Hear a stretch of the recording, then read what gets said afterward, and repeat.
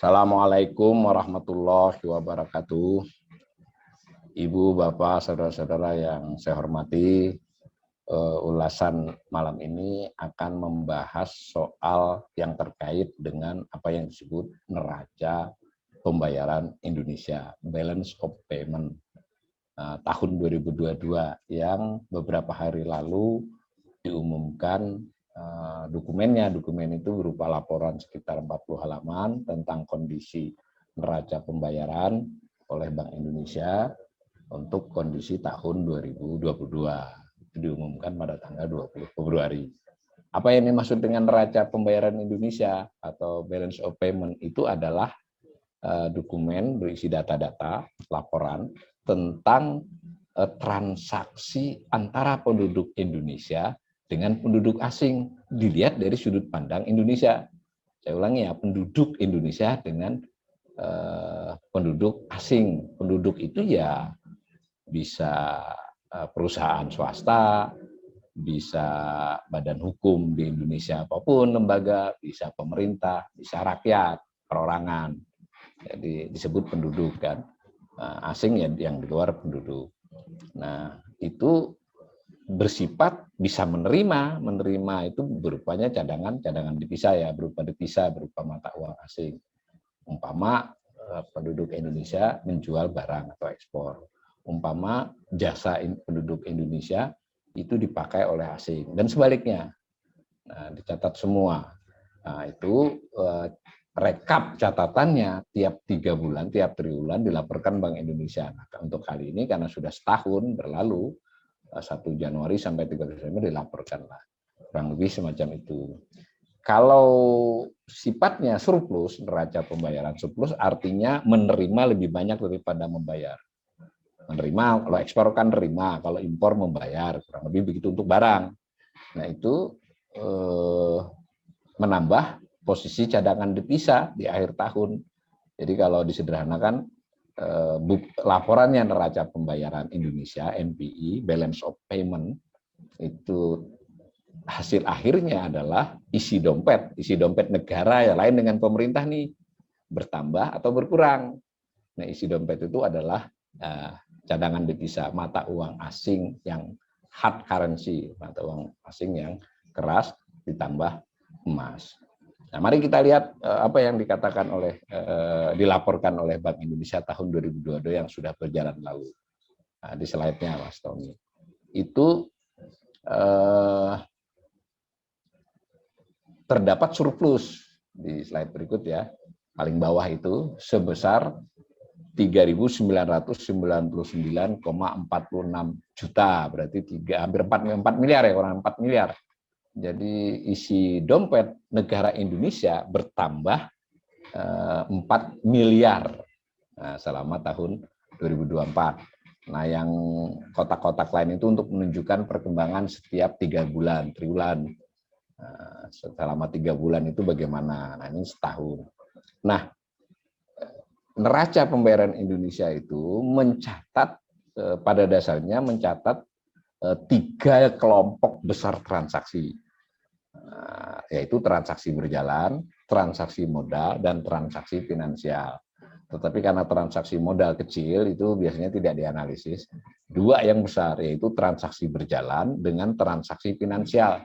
Nah, tadi di depan saya sudah sampaikan bahwa baik itu transaksi berjalan maupun transaksi finansial itu artinya hanya dicatat baik yang bersifat masuk ataupun bersifat keluar.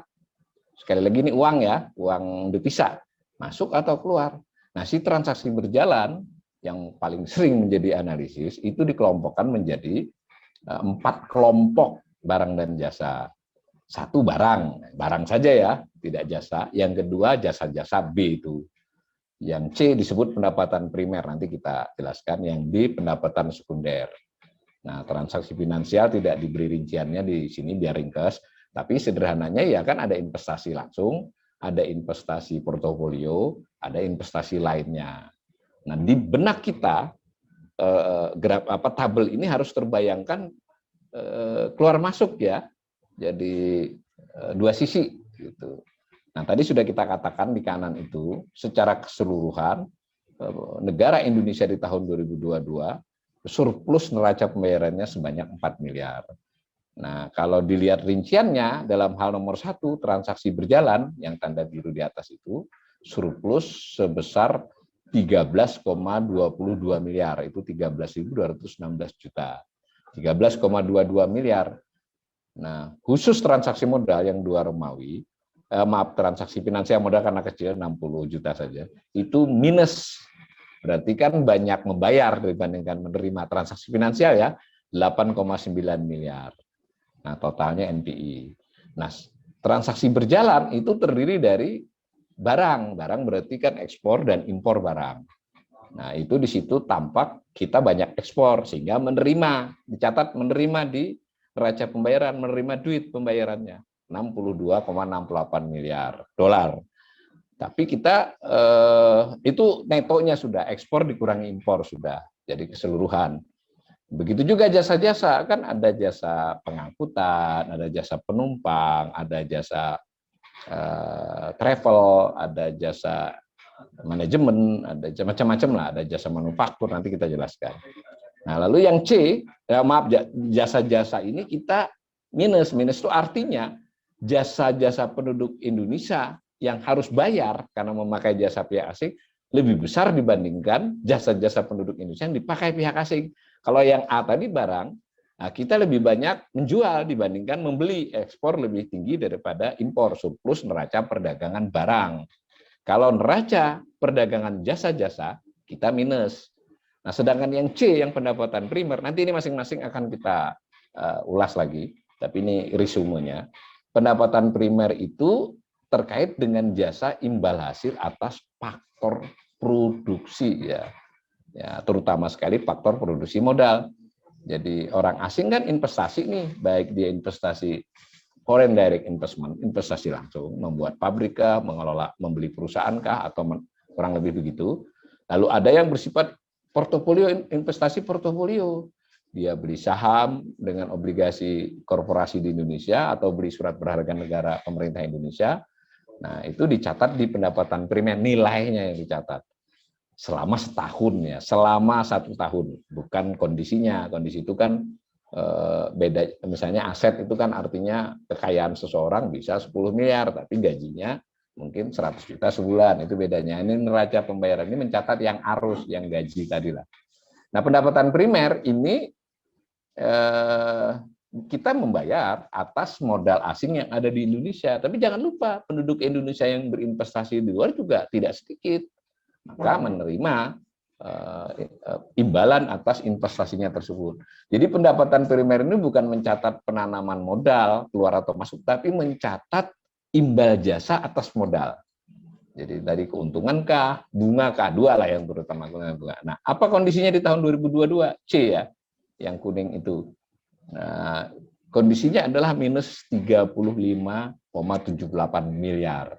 Jadi kita membayar jasa faktor produksi terutama modal pada pihak asing itu lebih besar dibandingkan menerima karena faktor modal atau faktor produksi lah yang orang Indonesia yang dipakai di luar negeri. Nah, defisit jadi 35,78 miliar.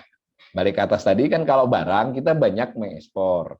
Kalau jasa-jasa kita banyak mengimpor.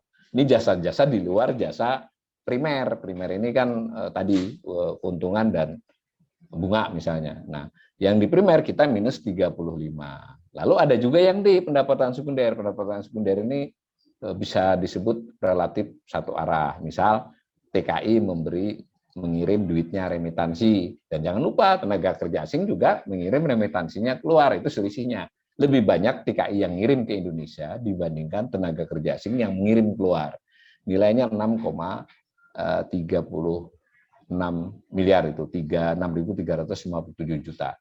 Jadi masih TKI itu memberikan devisa. Ini kan netonya, kalau devisanya di kisaran 10 miliar, dikurangi devisa yang harus dibayarkan karena penduduk tenaga kerja asing di Indonesia mengirim keluar.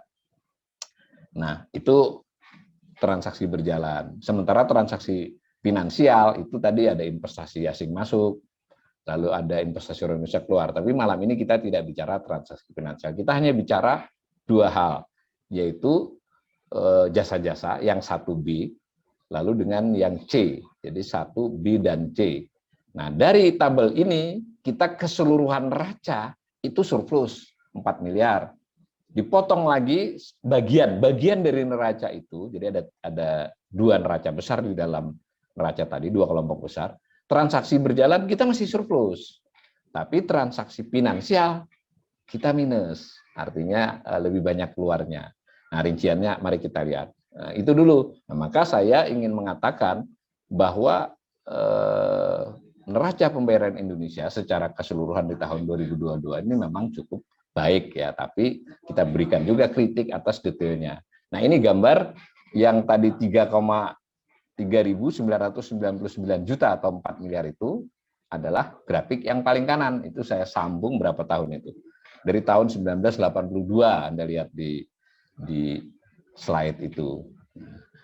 Maka tiap tahun sebenarnya terjadi fluktuasi. Secara umum di tahun 81, ini grafik dari 81 berarti, sampai 96, itu zaman Soeharto, itu surplus 12 kali, defisit 4 kali. 97-98 defisit lebar, di gambar kelihatan. 1999 sampai 2021, ya, itu surplus 16 kali. Berarti sebenarnya itu tahunnya bisa ditambah 2022, surplus 17 kali termasuk tahun ini. Nah, defisitnya 7 kali dan seterusnya. Jadi kita memang overall neraca keseluruhan kita lebih sering surplus dibandingkan defisit. Bahkan surplusnya sering banyak, defisitnya kecil.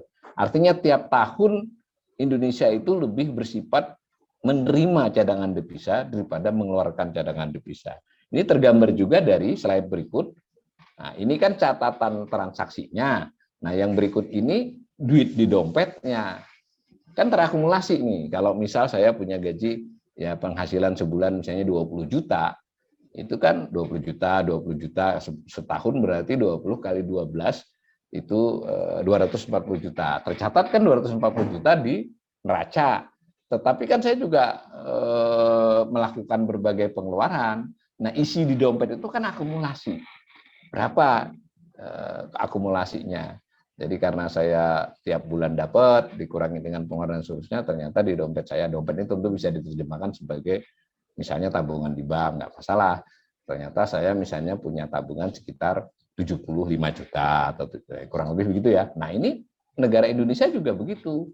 Terlepas duitnya ini tersebar ya, sebagian di Bank Indonesia, sebagian di perusahaan yang ekspor itu, dan seterusnya. Tapi secara wewenang moneter, ya kan duit itu ada di Indonesia, kurang lebih begitu ya. Nah, itu datanya 2022, akhir tahun, jumlahnya 137,23 miliar. Cadangan devisa Indonesia. Ini isi dompet tidak membedakan antara yang hasil dari ekspor, maupun impor, maupun dari utangan atau investasi. Nggak dibedakan, kan ingat tadi, di neraca pembayaran tadi ada yang sifatnya investasi, sebenarnya duit orang, tapi ada di dompet kita. Nah, 137 miliar. Kita percepat sedikit. Nah, di slide berikut, tadi kan neraca pembayaran itu terdiri dari dua kelompok besar lah. Sebenarnya ada tiga, tapi dua yang paling besar. Transaksi berjalan dengan transaksi finansial. Nah, ini transaksi berjalan. Nah, yang sebelumnya tadi, neraca pembayaran, neraca keseluruhan, ini subnya, kelompoknya. Nah, transaksi berjalan kalau Anda lihat, di tahun 2022 itu surplus tadi kan, surplus berapa tadi? Surplus kurang lebih 13,22 miliar ya. Nah, 22 miliar. Kalau dihitung dari PDB, ya kan biasa itu beberapa indikator ekonomi itu nilainya lalu rasionya terhadap itu 1%, tapi nilainya surplus ya. Di tahun 2022 itu juga surplus 0,3%. Jadi 2 tahun berturut-turut ini transaksi berjalan surplus. Tapi Anda lihat bar biru itu, batang biru itu. Dari 2012 sampai 2019 kita defisit. Jadi jual beli barang dan jasa, ya kurang lebih begitu ya, itu kita lebih banyak mengimpor dibandingkan mengekspor. Tapi kalau khusus barang kita banyak mengekspor, ini sudah digabungkan. Transaksi ini sudah menggabungkan khusus barang, khusus jasa-jasa, khusus pendapatan primer, ditambah pendapatan sekunder. Nah, netonya ini totalnya. Jadi kalau berdasarkan ini, bener lah pemerintah itu ya tanda petik ya menyatakan bahwa kinerja ekonominya dari sisi ini bagus. Ini juga unik ya. Nah, di era pandemi ini hampir seluruh indikator ekonomi itu memburuk, tapi khusus transaksi berjalan membaik. Tahun 2020 itu bar biru defisitnya udah langsung kecil. Tapi nanti dulu juga begitu zaman tahun 98 sampai 99 itu di saat krisis masih berlangsung, baru mulai sedikit, juga sama. Transaksi berjalan itu surplus. Pelan-pelan ketika ekonomi makin pulih menjadi defisit lagi. Ini tantangannya ke depan nih. Mensyukuri yang sudah terjadi ini, tapi jangan sampai, bukan jangan sampai ya, mestinya pemerintah, Bank Indonesia, kebijakannya lah, itu memikirkan agar surplus transaksi berjalan ini terus berlangsung, setidak-tidaknya defisitnya pun kecil, jangan mengulangi pemulihan di 98 sampai tahun 2002-2003 itu. Kurang lebih begitu. Tapi tetaplah saya harus fair bahwa ini sejauh ini kinerjanya bagus. Nah, hanya di slide berikut kita juga harus melihat rinciannya. Tadi kan transaksi berjalan, satu terdiri dari ekspor impor barang, khusus barang ya. Dua, ekspor impor jasa-jasa. Tiga, ekspor impor dalam arti bayar atau menerima pendapatan primer. Jasa itu nanti kita lihatkan, jasa itu jasa pengangkutan, jasa perjalanan, jasa keuangan, jasa manajemen, jasa kekayaan intelektual dan seterusnya. Nah, itu tadi kan negatif. Nah, yang C pendapatan primer, bayar dan menerima keuntungan maupun bunga dari investasi. Itu pendapatan primer. Pendapatan sekunder, remitansi terutama, baik dari TKI ke dalam maupun dari TKI keluar. Nah, ini saya ingin menampilkan khusus jasa-jasa, berarti B, transaksi berjalan terdiri dari 4 komponen, salah satu komponen jasa ini defisit yang cukup besar di tahun 2022 sebesar 20,04 miliar. Tapi kecenderungan untuk defisit ini sudah belasan tahun. Nah, artinya kita ini memang negara yang lebih banyak menggunakan jasa asing dibandingkan kita menjual jasa ke luar negeri. Ya gampangannya yang paling menyolok itu transportasi lah, baik itu pengapalan barang maupun transportasi udara.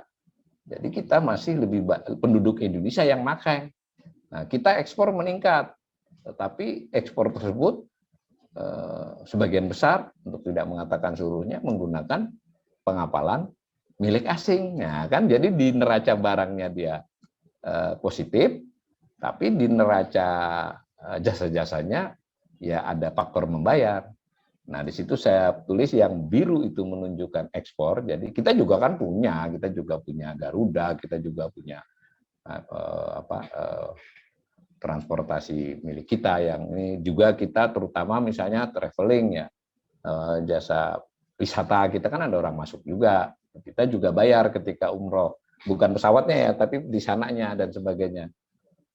Itu kalau dilihat biru dan orange itu maka kita cenderungnya membayar. Nah, sudah lama begitu, hanya yang terjadi di tahun 2022 ini kalau dilihat grafik yang abu-abu itu yang garis itu kan paling tinggi. Belum pernah kita defisit sebanyak ini. Ini berita buruknya, tanda petik ya. Kalau kita mau mengingatkan pemerintah ini harus diperhatikan nih. Berarti pengembangan, pembangunan jasa-jasa belum berjalan baik karena ekspor naik tapi kita jasa-jasa impornya juga meningkat.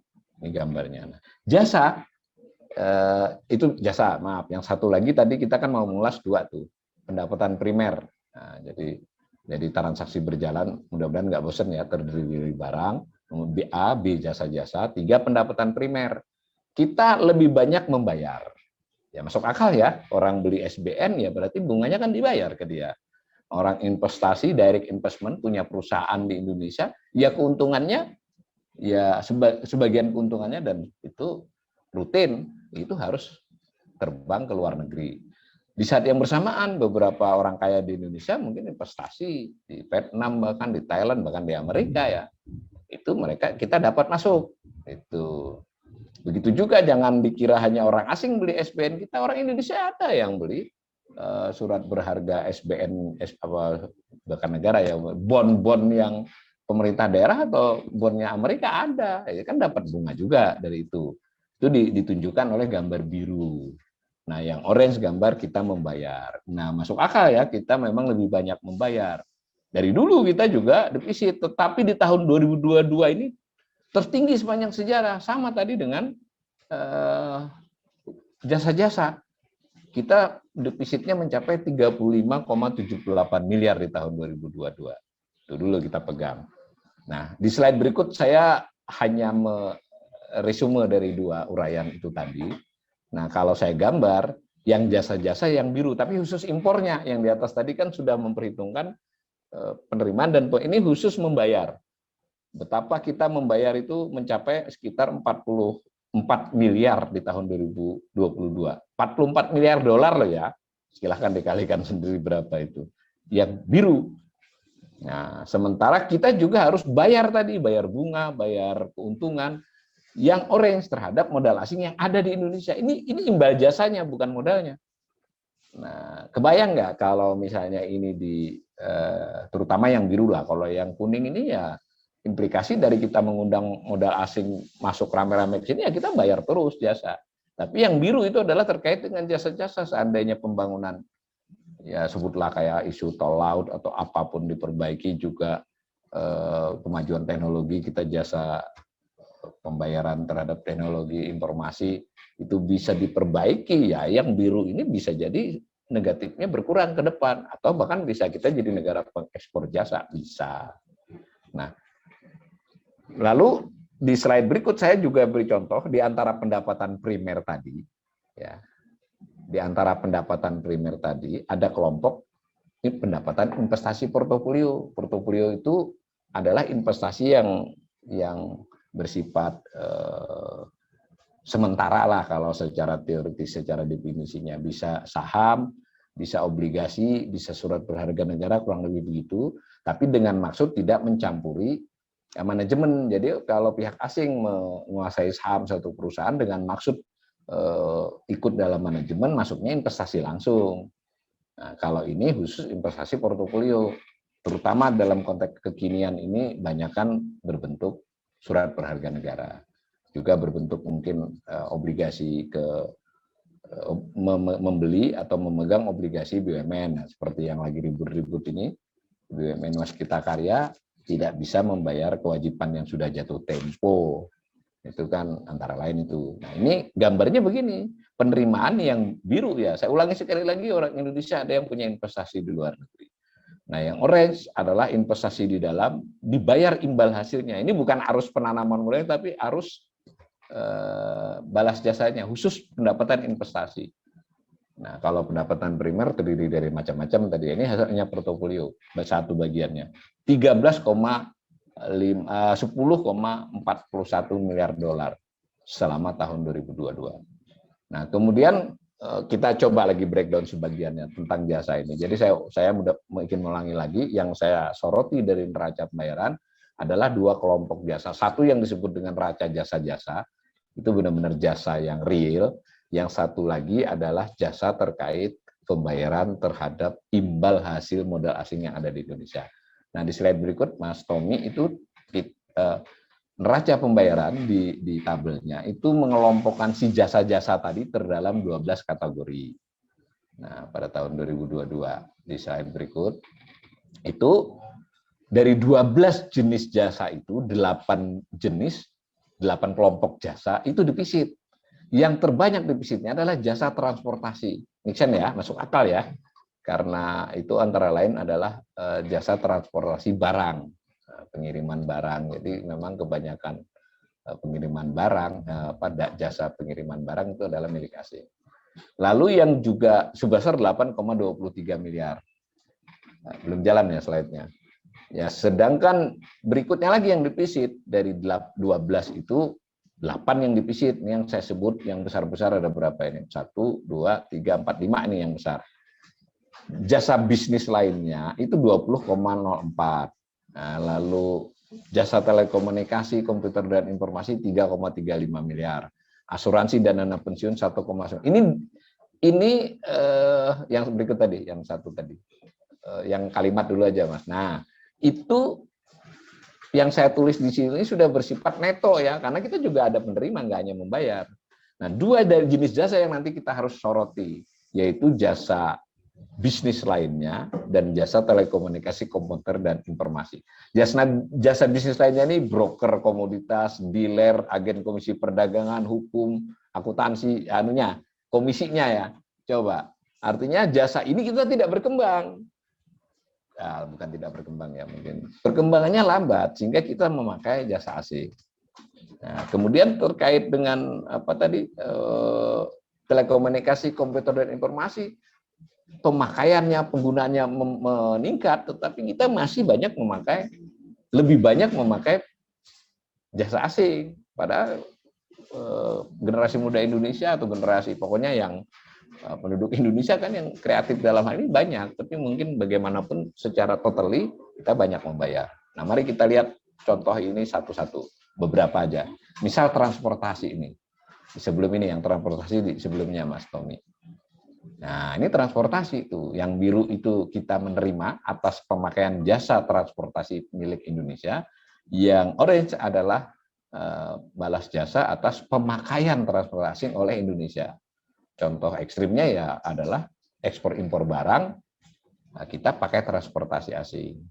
Tuh, nilai defisitnya 8,20. Ini juga rekor defisit sepanjang sejarah. Nah, ya memang ini dilema, makin banyak ekspor, ya kita menerima hasil ekspor barang, tapi jangan lupa karena kita belum siap dengan proses pengapalan, ditambah lagi tadi ada jasa hukum, jasa asuransi, itu juga kita pakai asing mayoritas. Nah, maka ini defisitnya sekarang dan di kemudian hari bisa menekan. Nah, itu data ini 2022 itu ya, saya belum ketik tadi. Tertulis 2021, sebenarnya itu 2022. Data terkini tadi. Nah, berikutnya telekomunikasi, komputer, dan informasi. Ini unik ini. Yang slide berikut. Kalau transportasi dari dulu kita mau defisit ini loh. Jadi telekomunikasi informasi ini makin ke sini makin berkembang, justru kita makin defisit. Sebelumnya defisit kita nggak besar. Dan bahkan kita di dahulu itu imbang lah. Nah, sekarang kita bayar atas jasa itu ya jasa telekomunikasi, komputer dan informasi ya termasuk software ya ini ya di sini. Itu luar biasa kita. Sekarang sudah mencapai min 3,35 miliar dolar. Nah, maksudnya ini jadi tantangan serius perekonomian Indonesia ke depan. Kalau ini tidak membaik, ini jadi tekanan terhadap transaksi berjalan. Benar sekarang masih surplus karena kita ekspornya lagi kuat. Nah, sedikit menyimpang ya. Kenapa ekspor barang kita kuat? Itu nilainya loh, bukan kuantitasnya. Karena lagi harga batu bara, harga komoditas, CPO masih bagus, sehingga tinggi. Kalau itu nanti besi, baja, kalau ini landai, maka ekspor barang kan jadi turun. Sementara yang ininya tetap naik. Karena itu menurut proyeksi IMF dan juga pemerintah, saya tidak tampilkan slide-nya. Kita mulai 2024 defisit lagi transaksi berjalan tadi. Penyebabnya adalah karena soal-soal jasa ini. Nah, berikut contoh lagi jasa bisnis lainnya di slide berikut. Nah, jasa bisnis lainnya itu tadi ya kayak broker, agen dan seterusnya lah. Kan tetap yang namanya ekspor impor barang kan memerlukan penghubung, memerlukan pembayaran atas jasa-jasa manajemen penghubung dan seterusnya. Tergambar dari jasa bisnis lainnya yang negatifnya meningkat. Negatifnya artinya kita membayarnya lebih banyak. Nah, begitu juga dengan di slide berikut apa yang disebut dengan penggunaan kekayaan intelektual ya, copyright ya, hak-hak intelektual lah. Ini kita sedikit sekali hak cipta Indonesia yang dibayar oleh pihak asing karena dipakai. Tapi kebanyakan kita memakai hak intelektual asing dicerminkan oleh Orange. Ini ke depan juga merupakan tantangan tersendiri buat ekonomi Indonesia. Nah, begitu ya. Saya simpulkan secara umum sekali lagi bahwa di tahun 2022 yang sudah lewat itu transaksi internasional antara penduduk Indonesia dengan penduduk asing itu secara umum bagus ya, ditandai dengan kita surplus 4 miliar dolar. Tetapi ketika kita mulai merincinya, detail-detailnya, disagregasinya di antara berita buruk itu ada berita kurang baiknya. Berita baik tadi keseluruhannya, masih berita baik juga ketika transaksi berjalan, berita baik juga ketika ekspor impor khusus barang. Nah, berita mulai tidak menggembirakan ketika kita bicarakan ekspor impor jasa-jasa.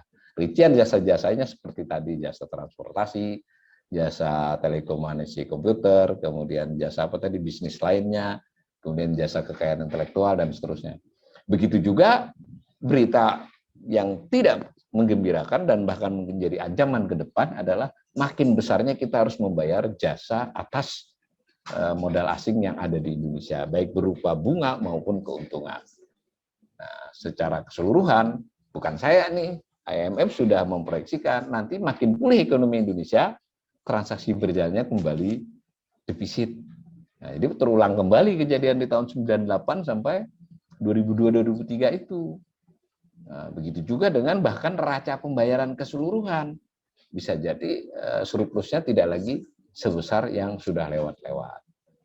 Nah, ini tidak hanya sekedar angka atau grafik, tapi mencerminkan, karena angka grafik ini adalah arus duit keluar masuk dari Indonesia terhadap jenis-jenis transaksi tersebut. Ini mencerminkan apa yang terjadi. Tentu tidak bisa setahun yang lihatnya, selama belasan tahun ini sebetulnya pembangunan ekonomi seperti apa. Kalau disederhanakan, kita banyak dapat duit karena kebetulan ekspor barang kita dalam 2-3 tahun terakhir ini, di garis bawahi ada ekspor batu bara, di situ kan mau termasuk briketnya, lalu ekspor migas kita juga lumayan, lalu komoditas-komoditas tambang lainnya termasuk nikel.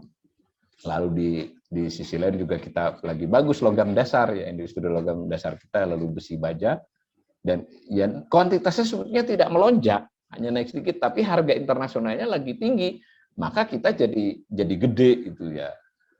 Tanpa mengecilkan bahwa beberapa komoditas memang meningkat. Ya, antara lain kan beberapa harga memang naik kan, dan produksi ada yang membaik yang diekspor. Tetapi dari sisi jasa-jasa kita sama sekali tidak ada perbaikan. Nah, dari sisi pembayaran jasa atas modal, ya kita tertekan karena kan sudah ngutang terus. Sudah baik itu BUMN, pemerintah, bahkan swasta. Kita juga tertekan karena banyak investasi yang sudah ada di Indonesia, mungkin menciptakan lapangan kerja, mungkin membantu pertumbuhan ekonomi. Benar itu kita catat. Tetapi di saat yang bersamaan kita harus membayar jasa mereka. Nah, itulah yang dialami oleh ekonomi Indonesia secara gambaran transaksi internasional. Buat saya ini sebenarnya tidak terlalu baik ya, artinya ini baik tapi nggak pakai terlalu. Dan bahkan catatan saya ini memerlukan treatment konsep-konsep dan kebijakan-kebijakan dari pemerintah dan Bank Indonesia, karena ada Bank Indonesianya kalau soal begini. Jika tidak dibenahi, tidak direncanakan dengan baik, kita akan bermasalah di 2, 3, 4 tahun yang akan datang. Demikian, Assalamualaikum warahmatullahi wabarakatuh.